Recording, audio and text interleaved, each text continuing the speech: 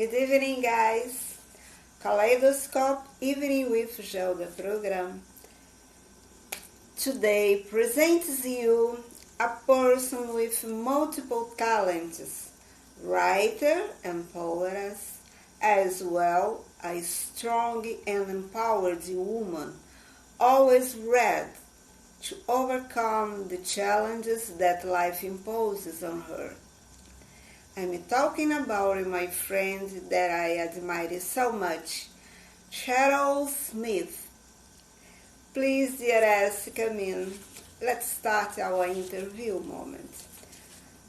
Dear Cheryl, how do you describe yourself as a poetess? Hi, Gelda. It's good to see you, and thank you for having me. My name is Cheryl Smith. As you know, I've been writing around 45 years since I was in high school, and I never stopped. I might have taken a break now and again, but it's something that I always love doing, the creative thinking, and just putting things together, ideas, pulling ideas out of nowhere or out of my mind. Some people think that's nowhere. But my main influence, I think, came from my family. There were many poets in my family, and my aunt, one of my grandma's sisters, they're the four sisters from Ireland. She could rattle off a poem at the drop of a hat.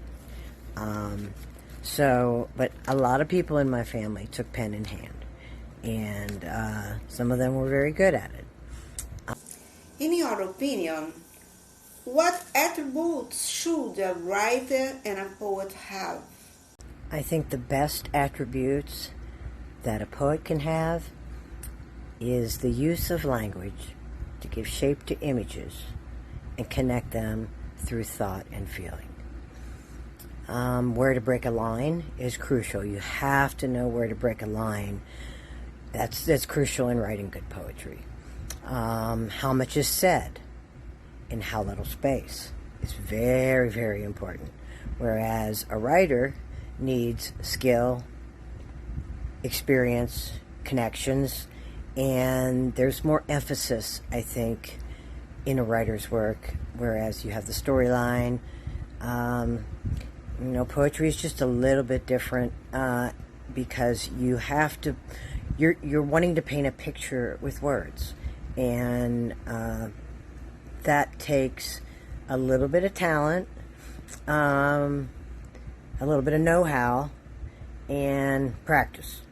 So, what literary influenced your passion for poetry? One of my favorite authors I like to read, Harry Harrison and the Stainless Steel Rat. And I am also related to Roger Zelazny, who is a science fiction writer. So that was kind of a thrill to find that out, that I'm related to a famous writer there. So those are some things that I like to read time and again. What advice would you give to this new generation of 21st century poets? If I could give some advice to 21st century poets, I would tell them to be patient and to trust in yourself. Be honest in what you write. When someone says, "I never thought of it like that before," that's a great thing. The biggest compliment I think I've ever gotten is having someone give me the wow factor. And when someone says wow after they read something you wrote, it's awesome. You feel like you are on top of the world, that you have done your job. You know you have done your job there. So that is one of the nicest compliments anybody can give you. Which bedside book would you recommend to your readers?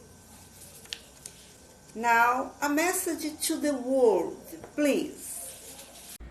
I think if I could give a message to the world, I want to tell them that we're all the human race. we are all, no matter of color, creed, we are all one people. And that I think that people can connect through literature because it puts people together rather than pulling them apart. And that is a step in the right direction. How many books published? Tell us a little about it.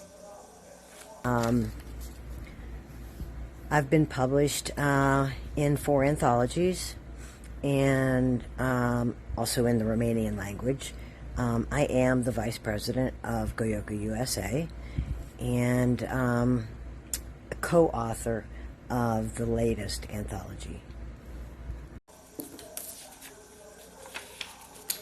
And now, finalizing our moment, kindly could you recite a poem of yours for all of us now, please?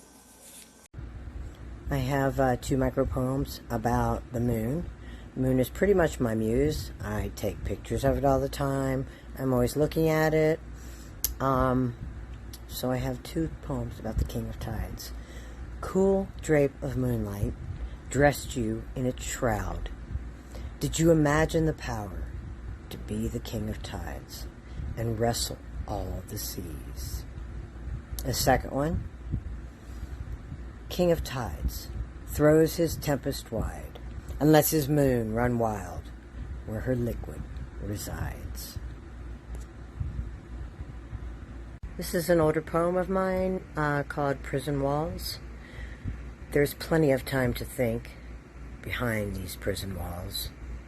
From the corners of my mind, in life, you're awarded no degrees. Sometimes negligence and disease is all that you will see. A grim devotion to something you can't name, a kind of self-abuse. Hold on to what you've got. I possess nothing.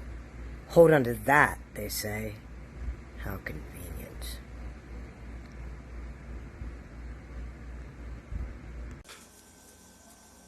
Wow!